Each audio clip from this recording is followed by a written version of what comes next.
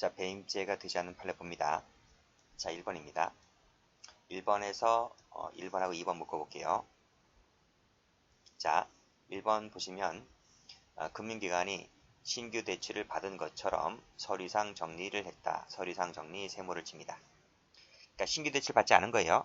신규 대출 받지 않았는데 신규 대출 받은 것처럼 서류상 정리를 하였다. 그리고 대출금을 새로 교부한 것이 아니에요.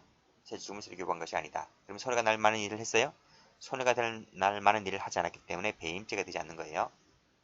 자, 밑에도 보시게 되면 자금 이동 없는 서류상의 채무자 변경에 불과하다. 서류상의 채무 치시고 채무자 변경에 불과하고, 자, 대출 채권을 회수하지 못할 위험이 발생한 것이 아니다.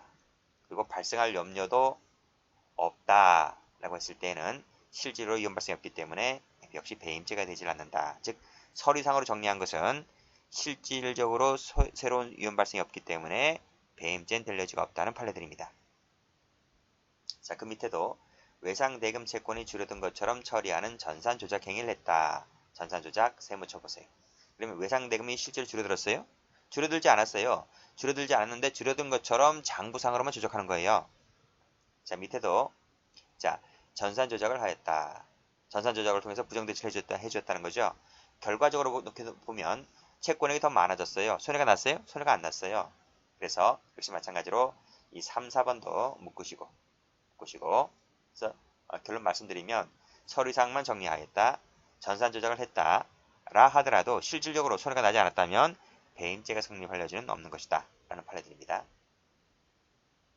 자, 5번. 자, 여기까지가 사실관계죠. 사실관계 읽어보시고, 병회사가 을회사와 거래를 개시하지 않았다. 거래를 개시하지 않았대요. 거래를 개시하지 않았기 때문에 현실적인 손해 발생이 있어요? 없어요? 손해 발생이라는 것이 없는 거예요. 따라서 배임죄가 성립할 여지는 없겠죠. 자, 6번 쭉 보시고, 자, 그 신규 자금이 이미 보증을 한 채무, 자, 이미부터 세무 치시고 이렇게 이미 보증을 한 채무의 변제에 사용까지 세무 쭉 치시면 되겠네요. 그치? 그러니까 이미라 했어요. 이미 보증을 한 쪽에 사용되도록 하였다면 새로이 추가 위험 발생은 없는 것이기 때문에 배임죄가 될 여지는 없다. 이렇게 보시면 돼요. 자, 그 다음 7번은 별표 쳐볼게요. 자, 새마을금고법에 보면요. 새마을금고법에 보면 동일인 대출한도 제한 규정이 있어요. 그러니까 1인당 최고 1억 이상은 대출해주지 말아라. 이런 조항이 있는 거예요. 이 조항을 둔 것은 새마을금고 자체의 적정한 운영을 위해서 마련해 둔 것이다. 라고 보고 있습니다. 그런데 그 새마을금고 직원이 동일인 대출 한도를 초과하여 대출을 해주었어요.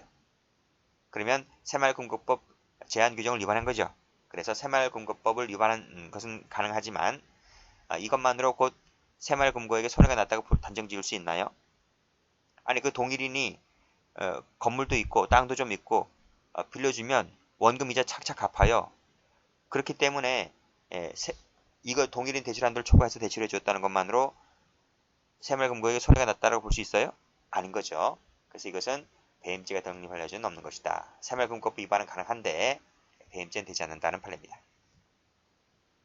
옛날에는 이것도 다 배임죄 된다 했었어요. 근데 판례가 바뀌었어요. 판례가 바뀌어서 배임죄가 되지 않는다고 보았습니다. 다음.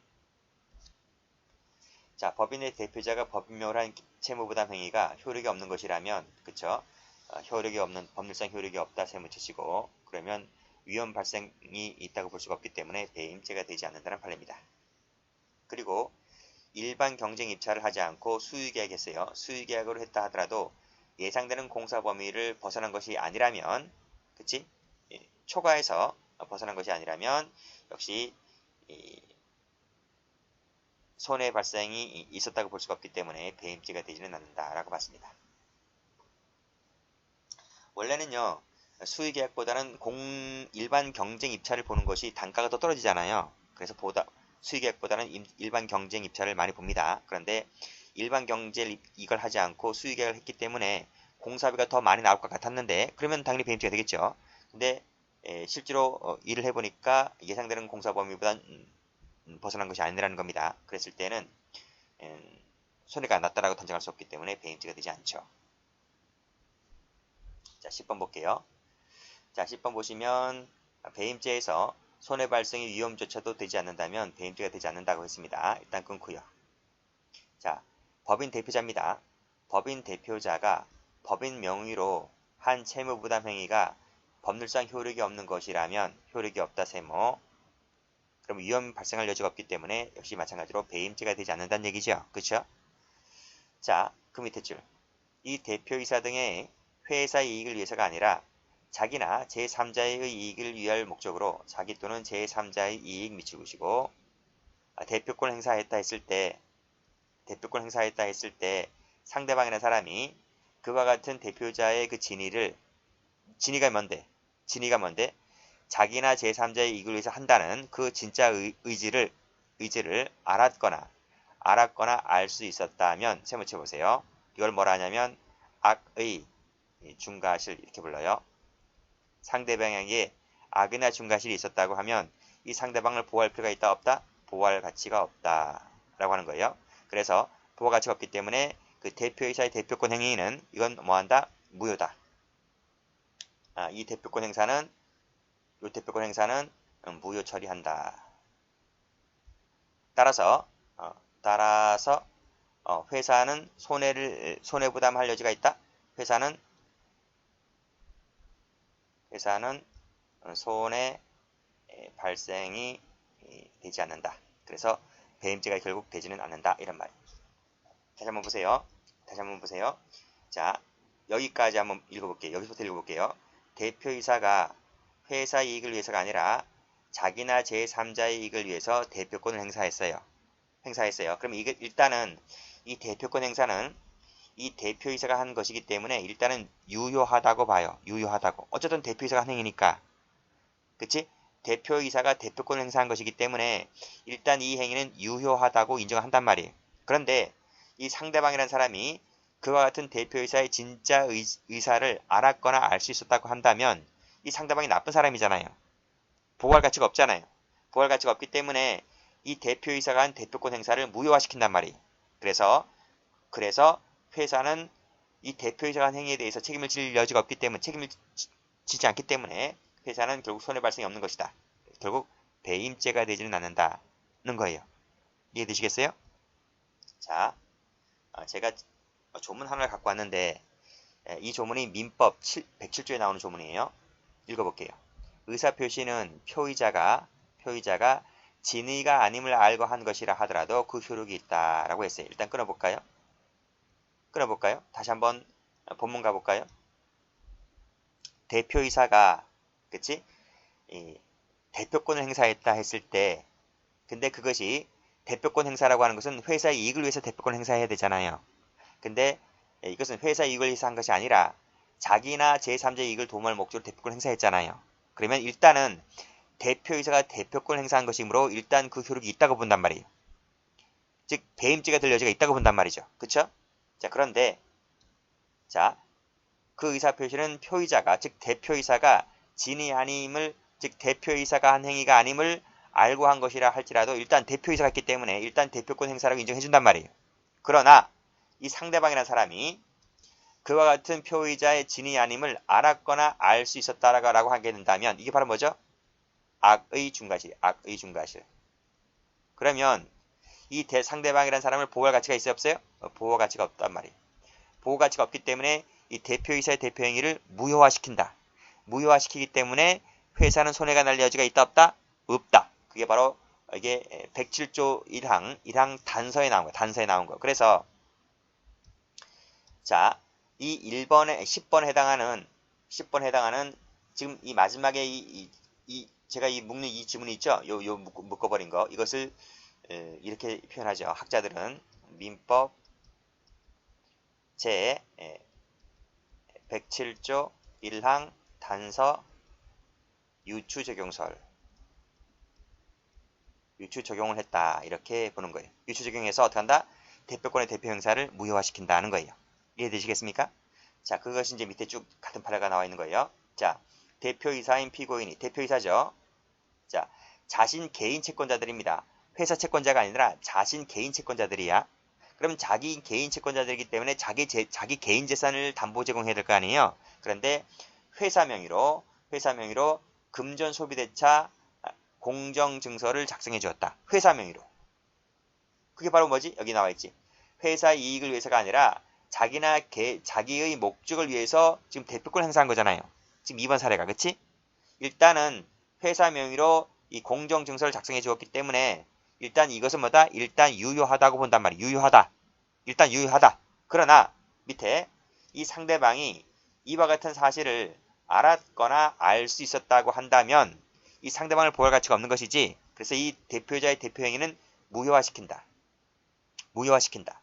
결국 그래서 회사는 결국 대표자의 대표행위는 무효화됐기 때문에 회사는 손해발생이 있다 없다? 없다. 없다. 라고 봤습니다. 됐어요? 여기까지가 이제 판례고 좀 더 설명하자면 이제 몇 페이지 후에 이제 대법원 이 판례를 배웁니다. 요 2014 1104 전원합의 판결을 배우거든요. 거기서 여기서는 미수 처리한다. 미수 처리를 한다는 거예요. 근데 여기까지 맞아요. 여기까지는 위험이 초래되었다고 볼 수가 없다까지는 맞아요.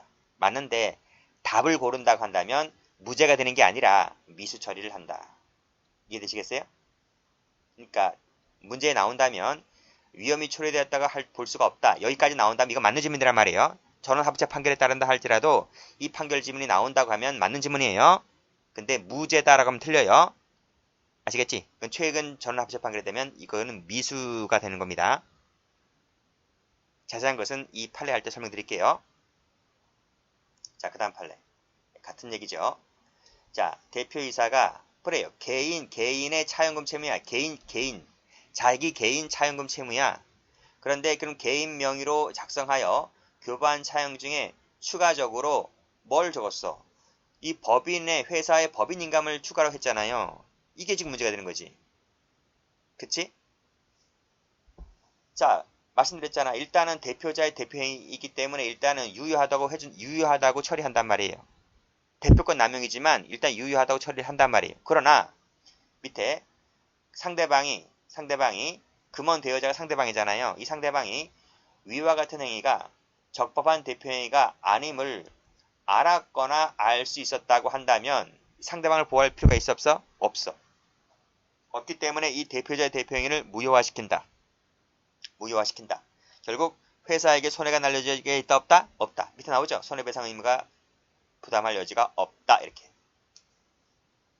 결국 회사에 재산상의 손해가 발생하였다거나 신뢰 발생의 위험이 초래되었다고 볼 수가 없으므로까지는 맞아요. 여기까지 맞다. 자, 그 다음 그래서 대표이사의 업무상 배임행위는 무죄라고 했는데 이 무죄를 X한다. 아시겠습니까? 이것이 최근 대법원 합의체 판결에 따르게 되면 미수가 됩니다. 아시겠죠? 그래서 저도 고민을 많이 했어요. 과연 초래되었다고 볼 수가 없다까지 제가 해놓고 뒤를 삭제할까 고민을 많이 했는데 전부 다 써주고 나서 제가 화살표로 이렇게 약간의 글씨를 넣으면 되니까 그래서 일단 설명을 제가 하기 때문에 그래서 위험이 초래되었다고 볼 수 없다까지가 나오면 여기까지 나오면 맞는 지문이에요. 최근 전원 합의체 판결에 따른다 할지라도 여기까지가 나오면 맞는 지문인데 무죄라고 하면 틀려요. 아시겠어요? 미수가 된다. 이렇게 보시면 돼요. 자, 밑에 판례 볼게요. 역시 실질적 경영자지 경영자인 이 대표이사가 자신의 개인 채무입니다. 개인 채무를 담보하기 위하여 그 회사 소유 부동산에 대하여 회사 거를 앞으로 근저당권 설정 등을 마쳤다라고 하는 것은 일단 대표자의 대표행위이기 때문에 일단 유효 처리합니다. 그렇지만 상대방이 이와 같은 사정을 잘 알고 있었어요. 잘 알고 있었다고 한다면 상대방을 보호할 필요가 없겠지? 그래서 무효화시킨다. 그래서 밑에 줄 보시면 여기 나와 있네. 무효화시키는 것이기 때문에 그 회사에 대해서 손해가 발생하였다거나 위험이 초래되었다고 볼 수는 없다. 맞죠? 근데 답이 기수냐 미수냐 무죄냐라고 볼 때는 미수다. 이렇게 보시면 돼요. 거의 같은 판례입니다. 그렇죠? 같은 판례라서 여러분들은 검은색이 있다면 검은색 펜으로 이 10번부터 이렇게 쭉 이렇게 묶으시면 돼요. 자, 12번까지가 있는데 그 다음은 13번까지입니다. 13번까지가 같은 판례야. 여기까지가. 시험에 무지 잘 나왔던 판례들이에요. 됐어요? 13번 가볼까요? 그래. 대표이사가 대표권의 범위 내에서 한 행위는 그 권한을 남용했다 할지라도 일단 유효하다고 본다. 유효하다. 일단은 유효하다. 어? 민법 107조 본문에 따르면 1항 본문에 따르면 일단 유효하다고요. 그러나 그 상대방이 그와 같은 대표자의 대표 진위를 알았거나 알 수 있었다 하면 세무칩니다. 그러면 무효 처리한다. 그치? 민법 107조 1항 단서 유추적용설. 그쵸? 자, 밑에 2번도 마찬가지죠. 대표권을 남용하였는데 상대방이 이와 같은 진위를 알았거나 알 수 있었다 하면 세무칩니다. 그러면 무효 처리를 한다. 그쵸? 손해 발생이 위험이 초래되었다고 볼 수가 없어서 맞아요. 업무상 배임죄가 성립하지 않는다 했는데 무죄가 아니에요. 미수다, 미수. 현행법에 개정된이 아니고 최신 판례에 따르게 되면 미수가 된다. 그래서 업무상 배임죄가 되지 않는다고 하면 틀려요. 이렇게 지우시기 바랍니다. 이렇게 지우시면 돼요. 이렇게 X 하시면 돼요. 미수가 된다. 미수에다 점점 찍으시고. 됐습니까? 위험이 초래되었다고 볼 수 없다까지는 맞는 질문이라고 그랬어요. 뒤에서 다시 한번 설명합니다. 자, 그 다음. 자, 14번부터 묶으실까요? 14번, 15번 쭉 묶으시고 16번까지 묶으세요. 묶었죠? 갑니다. 14번. 직무 발명을 하잖아요. 특허를 받을 수 있는 권리는 발명자인 종업원에게 귀속된다. 사용자는 다만 종업원의 특허를 받으면 그에 대하여 통상 실사권을 가질 뿐이다. 그 삼성 핸드폰 가전제품 생각하시면 돼. 그쵸? 그 대기업에서 그 연구원들에게 막대한 돈을 투자해서 연구 활동하게 하잖아요. 그러면 그 직원들이 발명을 하잖아요. 특허 발명을 하잖아요. 그치? 직무와 관련해서 일을 하다 보면 발명을 하잖아요. 그게 직무 발명이라는 거예요. 그러면 그 특허 받을 수 있는 권리는 삼성회사 겁니까? 아니면 그 발명자인 종업원 겁니까? 연구진 겁니까? 여기 나와 있잖아. 그 권리는 발명자인 종업원에게 귀속된다. 그쵸? 다만 사용자인 삼성전자는 종업원의 특허를 받으면 그에 대해서 통상 실시권을 가질 뿐이다. 이렇게 설명하고 있잖아요. 자, 밑에 특별의 사정이 없는 이상 종업원의 직무 발명을 사용자가 아닌 종업원의 이름으로 특허 출원을 한다 할지라도 이는 자신의 권리를 행사한 것이므로 업무상 배임죄가 성립을 할 여지가 없다는 거예요. 됐죠? 그러니까 이런 사람들은 어떻게 해요? 어떻게 보상을 해주지? 스톡옵션 주겠죠. 주식 주겠지. 그 주식에 대한 권리를 행사하면 되는 거죠. 자, 밑에 15번 가보시면 역시 특허 출연서 발명자란에 을 이외에 피고인의 이름을 추가로 기재했어요. 추가로 기재하여서 공동 발명자로 등재가 되게 한 것이 배임죄가 되나요? 아니에요. 보시면 발명자가 되는지 여부는 기재 여하에 관계없이 실질적으로 정해지기 때문에 추가로 기재했든 안 했든 간에 손해가 나는 것이 아닙니다. 그래서 배임죄가 될 여지는 없다.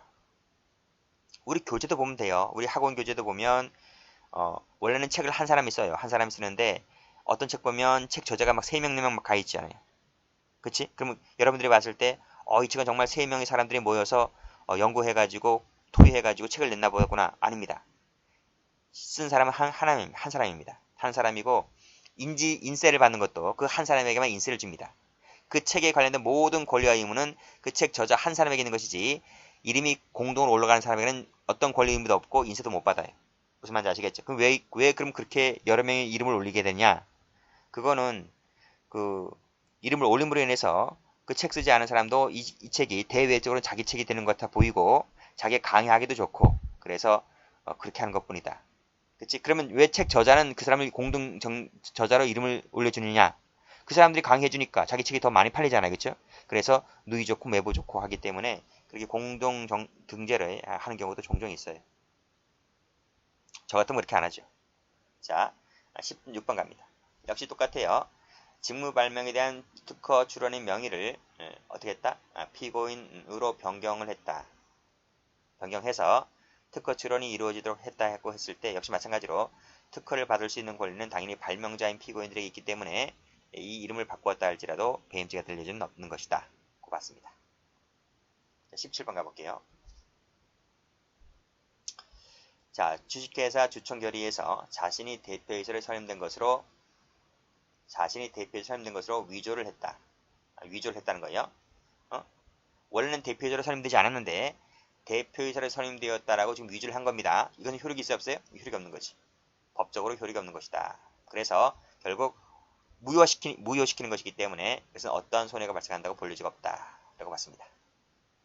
따라서 그 행위로 인하여 특별한 사정이 없는 이상 그 대표이사를 사칭한 자의 행위 역시 마찬가지로 배임죄가 되지를 않죠. 다음. 자, 18번은 별표 쳐볼까요? 별표를 쳐볼게요.